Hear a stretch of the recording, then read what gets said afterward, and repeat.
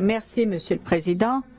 Monsieur le Secrétaire général, Monsieur le Secrétaire général adjoint, Excellences, Mesdames et Messieurs les ministres et chefs de délégation, Excellences, Mesdames et Messieurs les représentants permanents des États membres, Excellences, Mesdames et Messieurs les représentants des observateurs permanents, Mesdames et Messieurs.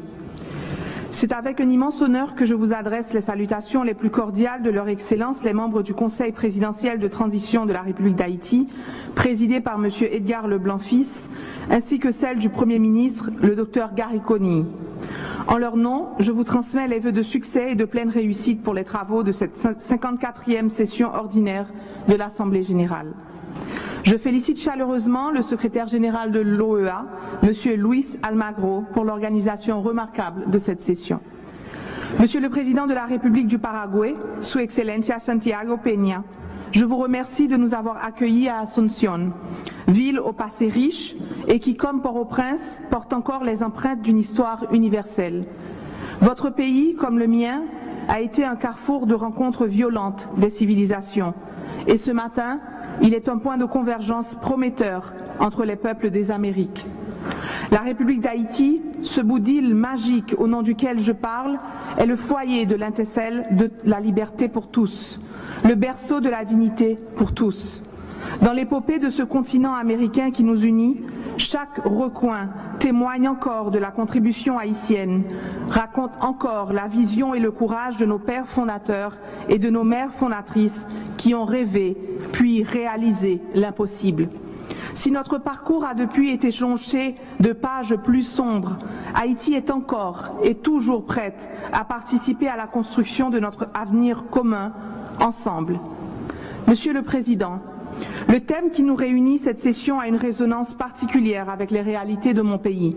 Il nous rappelle aussi, à bon escient, qu'intégration et sécurité pour le développement durable de la région sont des préoccupations tant profondes qu'urgentes pour tous les représentants réunis autour de cette table.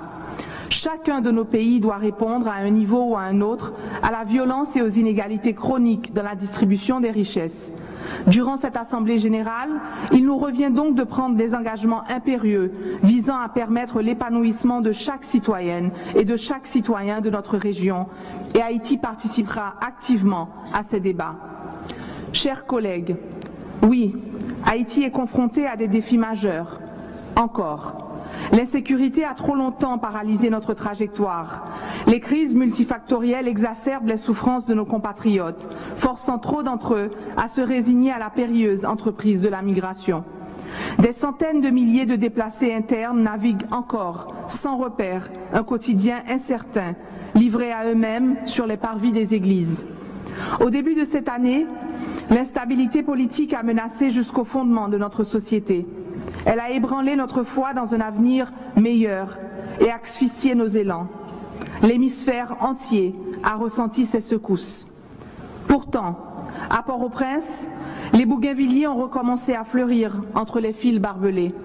Le cliquetis des dominos se devine dans les quartiers où le bruit des armes s'est tu. Les files d'élèves en uniforme tracent dès l'aube les rues de la capitale. Le ballet des avions commerciaux a repris dans notre ciel. Le pays vient d'enregistrer les semaines les moins meurtrières depuis juillet 2021. Ces signaux, timides et fragiles, nous encouragent et nous obligent. Sous l'égide du Conseil présidentiel de transition, composé des grandes orientations politiques du pays, du secteur privé, de la société civile et des associations interfoi, un moment inédit de rassemblement national est né, dans une opportunité réalisée avec l'appui bienveillant de la CARICOM. Rarement dans notre histoire récente de peuple avons-nous eu l'occasion d'être tous véritablement à bord du même train. Aujourd'hui, tous les acteurs se déclarent décidés à remettre le pays sur les rails du développement durable et vers les urnes. Nous entamons un chapitre de l'essor, prudemment, mais entièrement.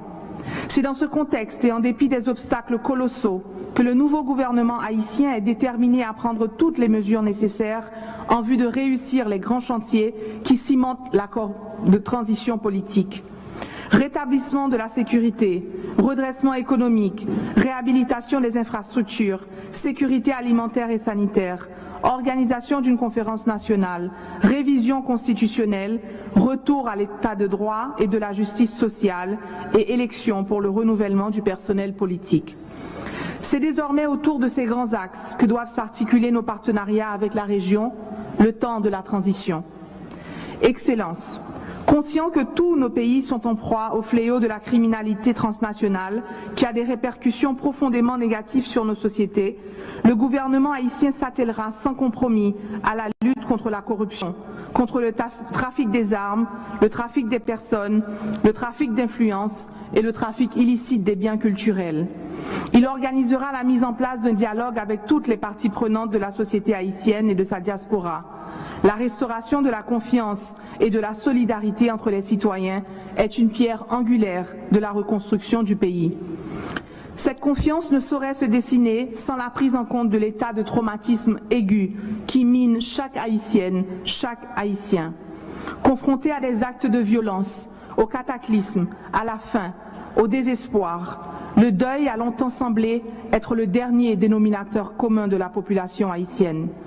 Nous tous portons, malgré nous, le poids de pertes indicibles, perte de l'enfance, perte de l'innocence, perte d'une maison, du droit à l'éducation, de proches et de parents, du droit à l'identité, de l'espoir, perte de sens. Cette lourde taxe psychosociale atteint particulièrement les enfants et les femmes. Il nous revient, à l'ère où nous osons à nouveau imaginer une relance, à l'heure où nous pouvons affirmer avoir échappé de près au basculement dans le vide, de penser à eux, d'accorder dans tous nos projets la priorité aux mécanismes de soutien psychologique, d'encadrement pour les victimes de viols et d'accès à la justice, de réinsertion pour les mineurs enrôlés dans les gangs, d'appui aux adolescentes devenues mères malgré elles. Il nous revient d'avoir, en leitmotiv des chantiers d'État, l'objectif de penser ensemble les plaies béantes que nous maquillons pour rester debout. Cette transition est donc aussi le moment d'enclencher un exercice de thérapie collective, nécessaire à la solidité de toute fondation institutionnelle. Un exercice dans lequel votre soutien sera le bienvenu. Conscient des pertes majeures encaissées par le secteur économique haïtien à toutes les échelles, nous comptons briser le cycle de croissance économique négative qu'Haïti connaît depuis 2019. Dans nos échanges ici et tout au long de cette transition, vous m'entendrez articuler au nom d'Haïti des invitations à l'investissement. Vous proposer des engagements afin de retenir et fidéliser nos partenaires commerciaux, de contribuer à la création d'emplois, de soutenir les petites et moyennes entreprises, de revitaliser l'économie en exploitant les ressources locales et en stimulant l'innovation et l'entrepreneuriat, particulièrement dans le domaine des arts, de l'artisanat et des nouvelles technologies.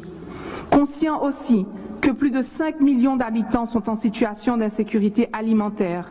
Remédier à cette conjoncture est un pari qu'avec vous, nous pouvons et nous devons gagner.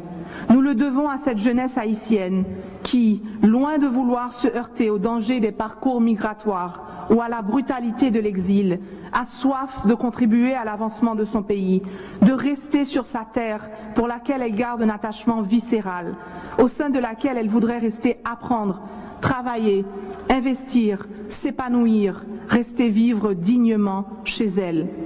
Mesdames et messieurs, il y a environ 48 heures, les autorités de la police nationale d'Haïti ont accueilli le premier déploiement des soldats d'un pays frère, le Kenya, dans le cadre de la mission multinationale d'appui à la sécurité.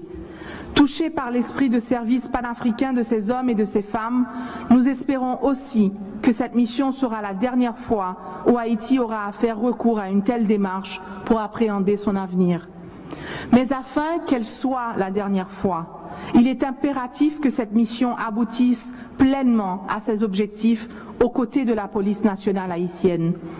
Je vous dis donc en des mots très clairs que c'est le moment de soutenir Haïti. C'est le moment de contribuer au renforcement de notre héroïque police nationale et de nos forces armées, tout en remerciant les partenaires qui ont déjà contribué par un soutien financier, technique ou en personnel, particulièrement les États-Unis d'Amérique, qui n'ont fait l'économie d'aucun effort pour arriver à cette première étape. Nous appelons toute cette Assemblée à un appui massif et urgent à cet effort critique. Le moment pour garantir un lendemain meilleur pour tous les Haïtiens et pour toute la région, c'est maintenant. Aujourd'hui, l'investissement certain en Haïti est dans le rétablissement de la sécurité, la condition sine qua non à toute autre retombée positive pour la population haïtienne.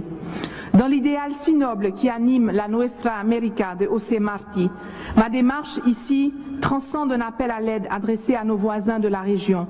Elle représente une invitation, une main tendue au Combit, cette chaîne traditionnelle de soutien fraternel, de solidarité mutuelle dans l'effort, afin de récolter ensemble la stabilité et la paix régionale. Nous vous invitons à vous camper aux côtés d'une Haïti décidée à être à nouveau forte, car l'histoire nous a appris que nos triomphes ont toujours été mis au bénéfice de tous nos frères et de toutes nos sœurs de l'humanité. Chers voisins, arrivés d'une capitale criblée et meurtrie, je voudrais vous confier ici le murmure de l'espoir, vous dire qu'il existe à nouveau le crépitement de la vie.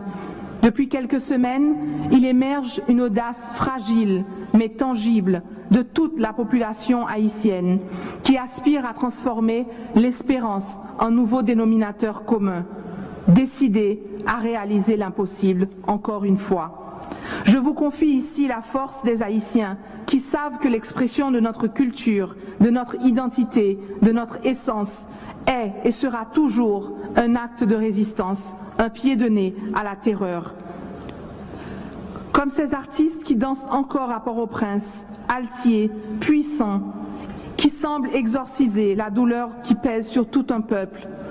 Comme eux, il nous revient aujourd'hui de regarder en face et ensemble les causes et les perpétrateurs de nos malheurs et de les éradiquer à jamais. Merci, merci en pile, Aïbobo.